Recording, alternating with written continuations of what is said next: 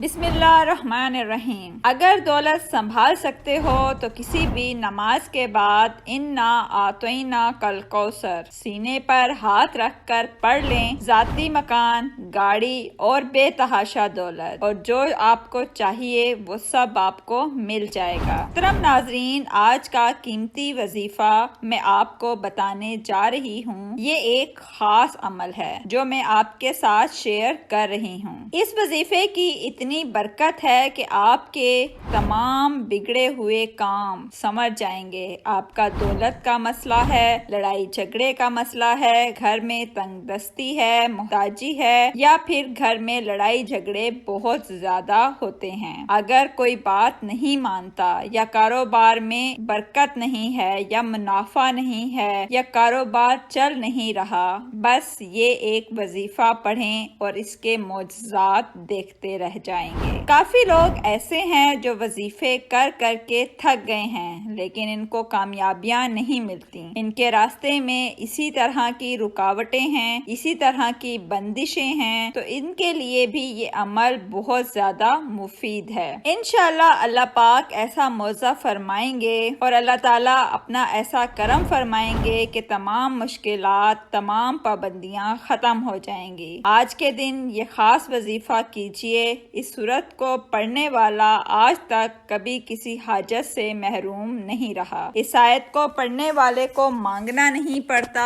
اور جو اس کو چاہیے ہوتا ہے وہ اس کو مل جاتا ہے۔ میرے بھائیوں اور بہنوں، نبی کریم صلی اللہ علیہ وآلہ وسلم نے فرمایا، اے عبداللہ بن قیس، کیا میں تمہیں جنت کے خزانوں میں سے ایک خزانے کے متعلق نہ بتاؤں؟ میں نے عرض کیا، یا رسول اللہ صلی اللہ علیہ وآلہ وسلم، کیوں نہیں، ضرور بتائیں۔ تو آپ صلی اللہ علیہ وآلہ وسلم نے فرمایا، تم کہو لا حول ولا قوت الا باللہ، نہ گناہ سے بچنے کی ہمت ہے نہ نیکی کی طاقت مگر اللہ کی توفیق صحیح ہے۔ بخاری اور مسلم نے اس کو روایت کیا ہے۔ تو میرے بھائیوں، آج کا یہ جو وظیفہ ہے اس کو کتنی تعداد میں پڑھنا ہے، کس وقت پڑھنا ہے، اور اس وظیفہ کا اور اس وظیفے کو پڑھنے سے آپ کو کیا کیا فوائد ملیں گے، آج کی اس ویڈیو میں ہم اس کے متعلق بتائیں گے۔ ویڈیو کو آخر تک ضرور دیکھیے۔ حدیث پاک صلی اللہ علیہ وآلہ وسلم کا ارشاد ہے، اے لوگو،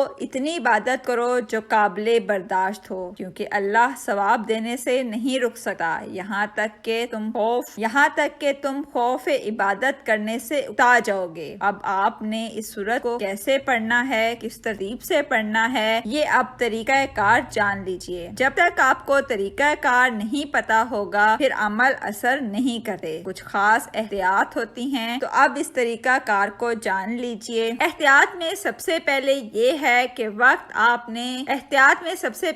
ہے کہ اس عمل کو آپ نے کس وقت کرنا ہے اور کب کرنا ہے۔ دیکھیے، آپ فجر، ظہر، عصر، مغرب، عشاء، تہجد، کسی بھی نماز کے بعد اس کو کر سکتے ہیں، اس میں کوئی پابندی نہیں۔ جب بھی آپ کو وقت ملتا ہے آپ اس وظیفے کو کر سکتے ہیں، اس میں کوئی پابندی نہیں۔ کوئی بھی مرد کر سکتا ہے، کوئی بھی عورت کر سکتی ہے۔ اکثر کچھ مردوں کو بھی مشکلات کا سامنا ہوتا ہے کیونکہ مرد بیچارے اپنی بیوی بچوں کے لیے، اپنا گھر پالنے کے لیے باہر محنت مشقت کرتے ہیں۔ اسی طرح کچھ عورتوں کے بھی بہت سے مسائل ہوتے ہیں، وہ بھی اس عمل کو کر سکتی ہیں اور لازمی کریں تاکہ آپ کی زندگیوں میں آسانیاں پیدا ہوں اور آپ کا جو بھی مسئلہ ہے وہ حل ہو جائے۔ بس آپ نیت رکھ کر یہ پڑھو گے، یہ عمل کرو گے تو آپ کے مسائل حل ہو جائیں گے انشاءاللہ۔ اس وظیفے کی برکت سے اللہ پاک کی خصوصی رحمت ہوگی۔ عورتیں اس کو خاص ایام میں بھی کر سکتی ہیں، اس میں کوئی پابندی نہیں۔ اگر پہلے آپ کوئی عمل کرتے ہیں، کوئی وظیفہ کرتے ہیں، کوئی تسبیح کرتے ہیں، اس کے فوراً بعد بھی اس عمل کو کیا جا سکتا ہے، اس میں کوئی پابندی نہیں ہے۔ وقت کو مد نظر رکھ کر وظیفے کی طرف چلتے ہیں۔ اعوذ باللہ من الشیطان الرجیم، بسم اللہ الرحمن الرحیم۔ یہ وظیفے کا حصہ ہے، آپ نے اس کو لازمی پڑھنا ہے۔ اس کے بعد آپ درود شریف پڑھیں گے۔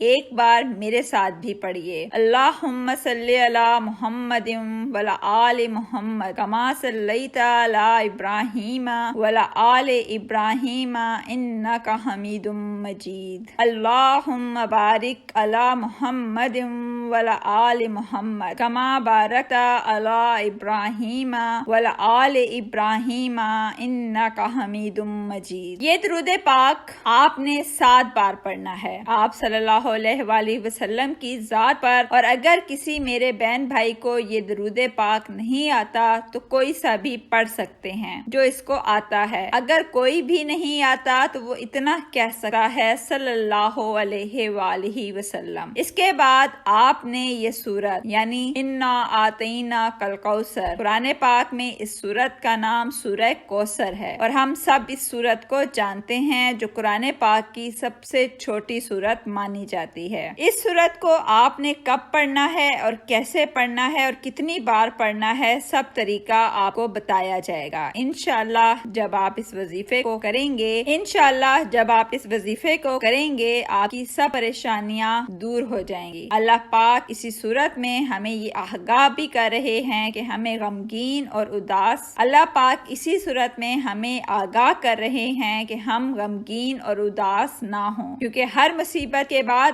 آسانی ہوتی ہے۔ لہٰذا اگر کوئی اللہ تعالیٰ کے دین پر ایمان رکھتا ہے، اللہ تعالیٰ کے وعدوں پر کامل بھروسہ رکھتا ہے اور اللہ تعالیٰ کے کلام اور رسول پاک صلی اللہ علیہ وآلہ وسلم کی باتوں پر مکمل یقین رکھتا ہے تو وہ مصیبت کے بعد آسانی ضرور دیکھے گا اور اس کی زندگی میں تنگی کے بعد خوشحالی ضرور آئے گی۔ آپ نے اس سورت کو صرف 21 بار سینے پر ہاتھ رکھ کر پڑھنا ہے، اچھی طرح پڑھنا ہے، اور جب آپ اس کو پڑھیں گے آپ کے ذہن میں آپ کے ذہن میں آپ کا مقصد ہوگا اور آپ کے لیے مشکل، اور جب آپ اس کو پڑھیں گے تو آپ کے ذہن میں آپ کے مقصد ہوں جو آپ کے لیے مشکلات بنی ہوئی ہیں، جو آپ کی حاجات ہیں، آپ یقیناً اسی نیت سے ہی کریں گے کہ آپ کے تمام مسائل دور ہو جائیں۔ اب آپ نے وہیں بیٹھے جگہ چھوڑے بغیر لا حول ولا قوت الا باللہ العلی العظیم صرف اتنا پڑھنا ہے کہ میں پورے یقین کامل سے کہتا ہوں کہ میں پورے یقین کامل سے کہتا ہوں کہ اس آیت کو ہر کوئی جانتا ہے۔ لا حول ولا قوت الا باللہ کا مطلب حضرت عبداللہ بن مسعود رضی اللہ تعالی عنہ فرماتے ہیں کہ لا حول ولا قوت الا باللہ کو میں نے رسول پاک صلی اللہ علیہ وآلہ وسلم کے سامنے پڑھا تو آپ صلی اللہ علیہ وآلہ وسلم نے فرمایا اس کا مطلب جانتے ہو کیا ہے؟ میں نے عرض کیا اللہ اور اس کا رسول صلی اللہ علیہ وآلہ وسلم خوب جانتے ہیں۔ تو آپ صلی اللہ علیہ وآلہ وسلم نے خود ہی ارشاد فرمایا کہ اس کا مطلب یہ ہے کہ گناہ سے پھرنے کی طاقت نہیں مگر اللہ کی حفاظت سے، اور اللہ کی عبادت کرنے کی قوت نہیں مگر اللہ کی مدد سے، اور فرمایا جو بندہ ہر وقت استغفار کرتا رہتا ہے اللہ اس کی ہر مشکل آسان کر دیتا ہے اور ہر غم دور کر دیتا ہے، اور ایسی جگہ سے روزی دیتا ہے جہاں سے اس کا گمان بھی نہیں ہوتا۔ اس کی آپ نے 100 دانوں کی ایک تسبیح کرنی ہے، اس کے بعد آپ نے دعا کرنی ہے سبحان اللہ یا رب کریم یا اللہ، اس کے بعد آپ نے دعا کرنی ہے سبحان اللہ یا رب کریم یا اللہ، آپ کو اپنی شان کریمی کا واسطہ ہم گناہ گاروں پر اپنے گھر کے دروازے بند نہ کر، ہم سیاکار ہیں لیکن